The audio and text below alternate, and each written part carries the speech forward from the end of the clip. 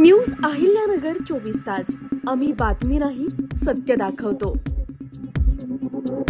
छत्रपती शिवाजी महाराजांच्या इतिहासाचा सीबीएसईच्या अभ्यासक्रमामध्ये समावेश व्हावा यासाठी शालेय शिक्षण मंत्री आणि विभागाने जो पुढाकार घेतला त्याबद्दल सर्वप्रथम मी अभिनंदन करतो। परंतु हे करत असताना एका बाजूला आपण महाराष्ट्रामधल्या सगळ्या शाळांमध्ये आणि सरकारी शाळांमध्ये सीबीएसईच्या धर्तीवर एनसीईआरटीचा अभ्यासक्रम राबवणार या वर्षीपासून आणि ते पुस्तक राबवणार असा निर्णय घेतलेला आहे, जो पण अत्यंत स्तुत्य असा निर्णय आहे। परंतु या अभ्यासक्रमामध्ये सीबीएसईचा मंत्री महोदय 1 ते 10 मध्ये म्हणजे 1ली ते 10वी पर्यंत सीबीएसईच्या इतिहासाचे 2200 पानं आहेत आणि त्या 2200 पानांपैकी छत्रपती शिवाजी महाराजांवर फक्त 68 शब्दच त्या ठिकाणी आहेत। हे मला असं वाटतं की कुठेतरी निषेधार्ह आहे। छत्रपती शिवाजी महाराजांचा इतिहास महाराष्ट्रातल्या मुलांपर्यंत गेला पाहिजे, सीबीएसईच्या माध्यमातून देशातल्या मुलांपर्यंत गेला पाहिजे, हा अत्यंत स्तुत्य असताना आपण जे उत्तर मला दिलेलं आहे त्या उत्तरात आपण असं लिहिलेलं आहे की त्याबाबतचा प्रस्ताव एससीईआरटीने एनसीईआरटीला पाठवलाय। इतका जर गंभीर मुद्दा असेल मंत्री महोदय तर शासनाच्या वतीने आपण तातडीने दिल्लीला जायला पाहिजे होतं आणि त्या मंत्र्यांपाशी बसून आपण हा निर्णय करून घ्यायला पाहिजे होता, परंतु शासन याच्यामध्ये उदासीन दिसते। याबाबत आपली काय पुढची भूमिका आहे ते स्पष्ट करावं। सन्माननीय